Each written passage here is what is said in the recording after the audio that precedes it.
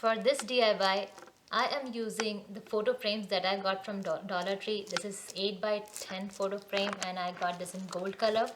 You can pick any color, or if not, you can spray paint it. First thing you're gonna need is to remove everything from the frame, and it will become like this.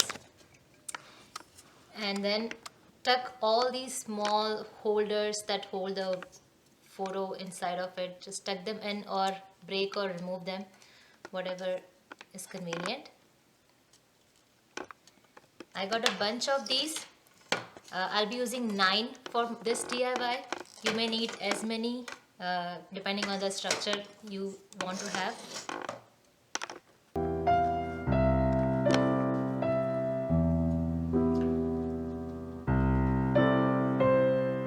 This is the structure that I am going with.